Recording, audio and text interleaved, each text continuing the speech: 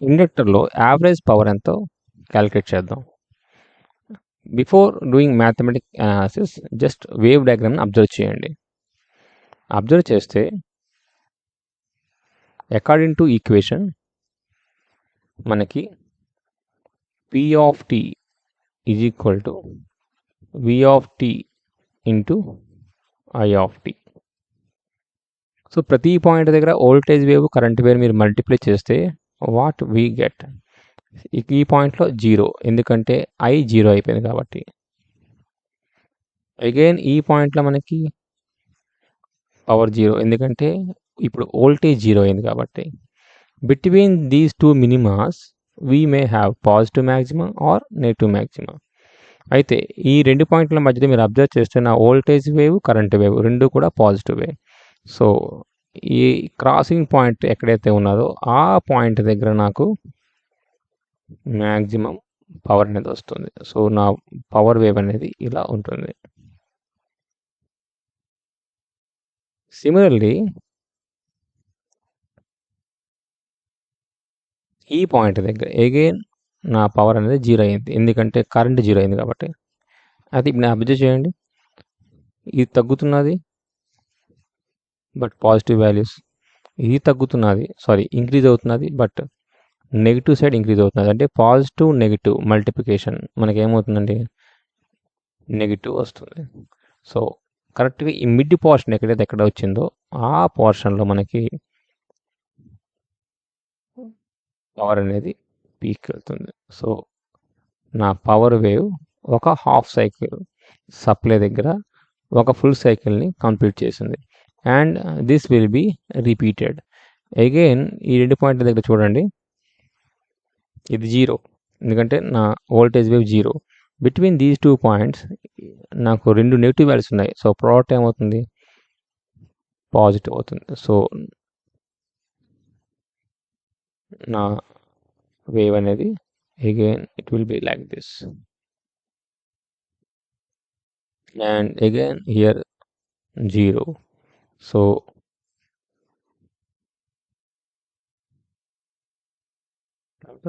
So power wave observe చేస్తే ఒక full cycle source wave దగ్గర 2 సైకిల్స్ పవర్ వేవ్ వస్తున్నది. అంటే ఇక్కడ కూడా మనకి పవర్ అనేది డబుల్ ఫ్రీక్వెన్సీ కాంపోనెంట్.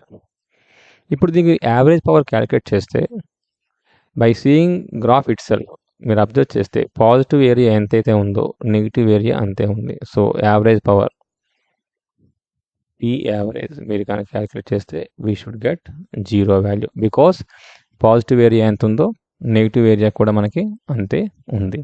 సో మ్యాథమెటికల్గా ఎలా చేస్తాం, సో యావరేజ్ పవర్ క్యాలిక్యులేట్ చేయడానికి distance of your power wave is pi and area covered is 0 to pi P of t dt.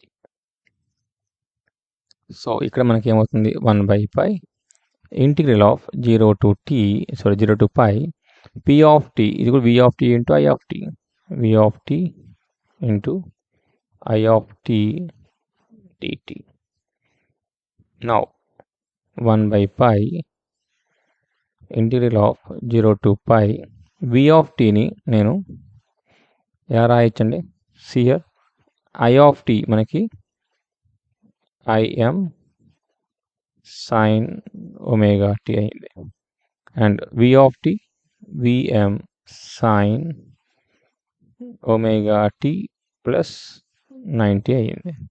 Now this is d omega t ఎందుకంటే ఇక్కడ ఈ t ఉన్నది independent variable, అయితే ఇక్కడ మనకి ఇండిపెండెంట్ వేరియబుల్ మనకి omega tea.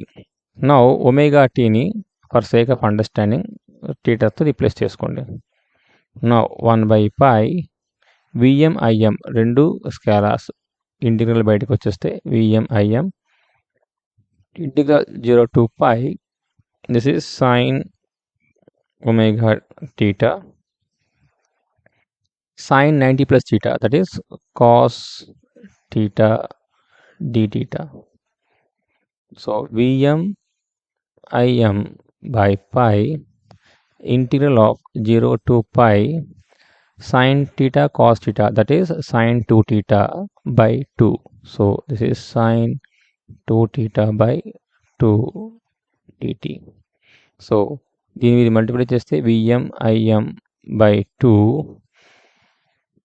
పై సైన్కి ఇంటిగ్రల్ మైనస్ కాస్ 2 theta, 2 thetaకి డెరివేటివ్ 2 డివైడ్ చేయండి 0 to pi, సబ్స్టిట్యూట్ చేస్తే యూ విల్ గెట్ 0.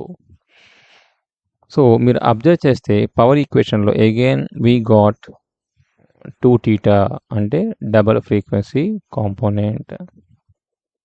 మనకి Im sin theta ఉన్నది, బట్ పవర్కి వచ్చేసరికి 2 theta వచ్చింది, అంటే ఫ్రీక్వెన్సీ డబుల్ అయింది అండ్ యావరేజ్ పవర్ మనకి 0 అయింది.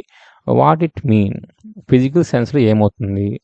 పాజిటివ్ హాఫ్ సైకిల్లో పవర్ పాజిటివ్ అంటే inductor will consume the power from the source, ఇది పాజిటివ్ హాఫ్ సైకిల్లో. సో నెగిటివ్ హాఫ్ సైకిల్ ఏమవుతుంది అబ్జర్వ్ చేయండి, నెగిటివ్ పవర్ కన్జ్యూమ్డ్ అంటే మీనింగ్ ఏమవుతుంది? Inductor is supplying power to the power supply.